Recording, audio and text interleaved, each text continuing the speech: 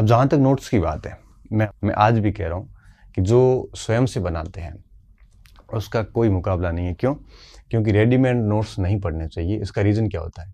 एक तो विश्वास नहीं होता, कभी भी संतुष्टि नहीं मिलेगी, हमेशा से मन में रहेगा कि कहीं न कहीं कोई कमी है, क्या पता कोई त्रुटि है, क्या पता अधूरापन है, ऐसा फीलिंग आती रहती है रेडीमेड नोट्स में। दूसरा क्या है? दूसरा, रेडीमेड नोट्स के अंदर ये रहता है कि अगर कुछ शब्द ऐसे होते हैं जो कोचिंग शिक्षक वगैरह बोलते हैं लेकिन समझाते नहीं हैं, मतलब लिखवाते नहीं हैं, या फिर कुछ शब्द ऐसे होते हैं जिनके अर्थ क्लास में सीधे बता दिए जाते हैं, कुछ शब्द ऐसे होते हैं लिखवाते तो है लेकिन एक्सप्लेनेशन नोट्स में नहीं होती, टीचर स्वयं अपने लेवल पे कर लेता है। तो इनमें क्या होता है? बेसिकली अधूरापन होता है, और अधूरापन से क्या होता है? असंतुष्टि।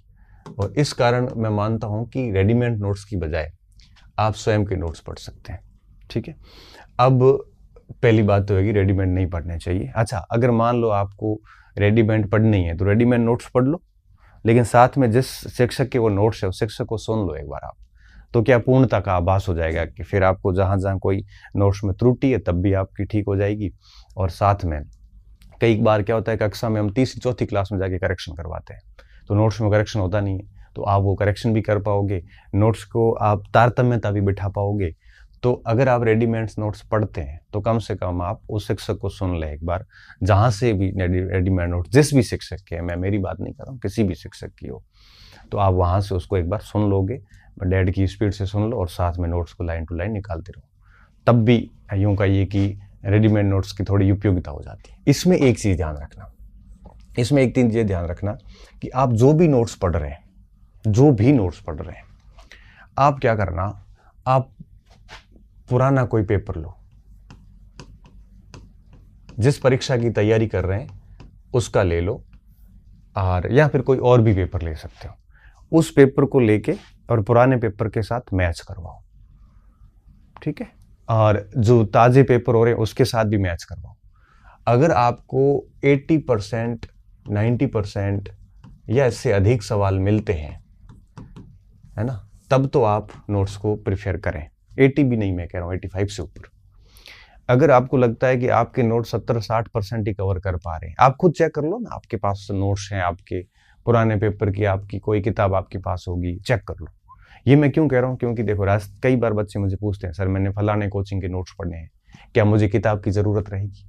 क्योंकि सर मैंने फलाने शिक्षक से मैंने ये नोट्स बनाए हैं, क्या मुझे और किताब की ज़रूरत रहेगी? अब देखो, मुझे कैसे पता चलेगा कि किस शिक्षक ने किस लेवल का पढ़ाया?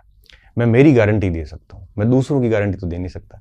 तो दूसरों को चेक करने का तरीका बताता हूँ आपको। आप क्या करना, आपके गुरुजी के जो भी आपके पास नोट्स हैं उसको आप पुराने 4-5 पेपर 2016 से लेकर, या 2016 के बाद क्या पैटर्न बेसिकली चेंज हुए, तो 16 से लेकर 24 के बीच में जितने भी पेपर हुए हैं, यूपी पीसीएस के, आरपीएससी के, एमपी पीसीएस के, छत्तीसगढ़ के, ऐसे 10-12 पेपर ले लो और लाइन टू लाइन चेक करिए कि कितने सवाल एग्जैक्टली मिल रहे हैं, कितने समझ के बेस पे हो रहे हैं, डायरेक्ट इनडायरेक्ट कितना मोटा मोटा बैठ रहा है।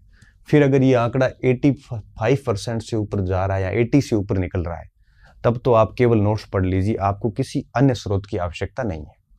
अगर ये आंकड़े 70-80 से नीचे चले जा रहे हैं, 80 का मतलब 79 भी चल जाएगा, 80 से मतलब 70 के आसपास खड़े रह रहे हैं, तब आपको नोट्स रिवाइव करने की आवश्यकता है। क्योंकि जब पुराने पेपर भी वो 70% कवर नहीं कर पा रहा, तो नया पेपर तो कैसे कर पाएगा? तो इसको थोड़ा सा आप एक बार अपने नोट्स को वेरीफाई कर लें।